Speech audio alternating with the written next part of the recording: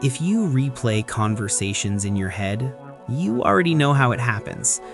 It's quiet, you're alone, and suddenly the conversation comes back. Not just the words, the tone, the timing, the moment where you wonder if something shifted. You replay what you said, what they said, what you meant to say, and you ask yourself questions you didn't ask out loud. Did I say too much? Did I sound strange? Did I make things awkward? If this happens to you, there's nothing wrong with you. This habit didn't appear randomly. It formed for a reason that makes sense.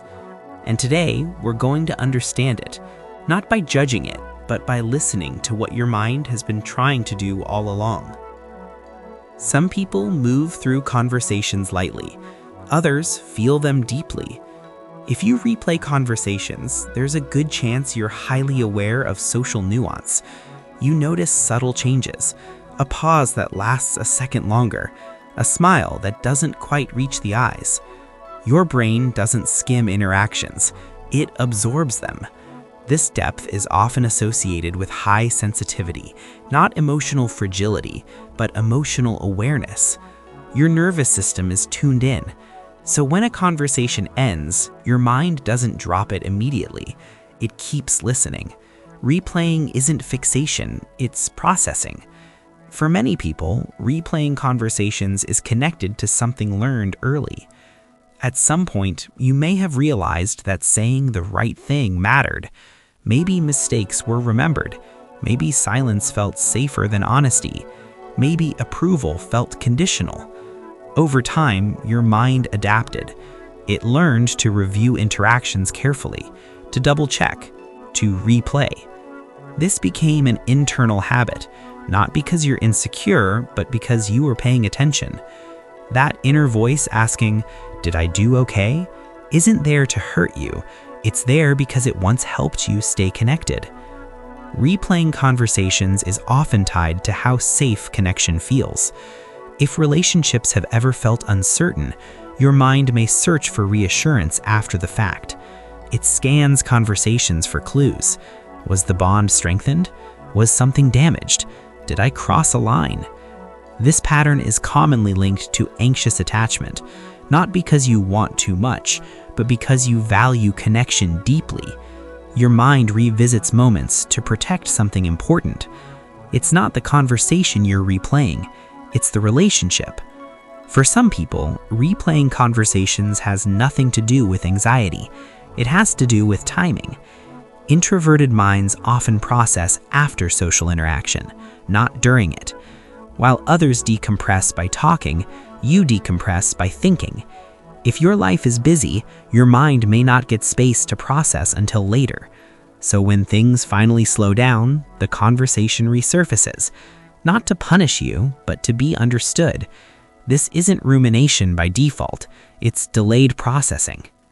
Sometimes, replaying conversations creates a sense of control. If emotional outcomes once felt unpredictable, your mind may have learned to prepare. Replaying the past feels like practice. If I understand this, I'll know what to do next time.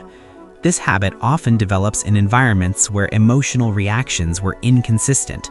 Preparation felt safer than uncertainty. But what once protected you can quietly become exhausting. Your mind keeps rehearsing even when the moment has passed. Not all replaying is harmful. Reflection brings clarity. Rumination brings tension.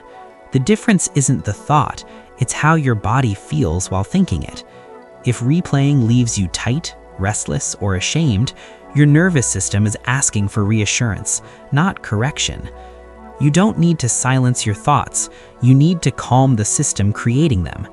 Beneath every replayed conversation is a simple question: am I safe? Safe to belong, safe to be myself, safe to be accepted without perfect performance. Once you see this, the behavior makes sense, because your mind isn't stuck in the past, it's protecting your place in the present. Instead of arguing with your thoughts, try responding to them. You can say, "I showed up as I was. I don't need to be flawless to be accepted. That moment is complete now." You're not forcing the thought away, you're giving it closure. Over time, your nervous system learns something new. Safety doesn't require endless review. If you replay conversations, it means you care. You care about people. You care about impact. You care about being understood. These are not weaknesses. They are signs of depth. But depth needs gentleness. Your mind learned this habit for a reason, and with understanding, it can soften. You don't need to stop being thoughtful. You just need to stop being harsh with yourself. Because trust doesn't come from perfect conversations.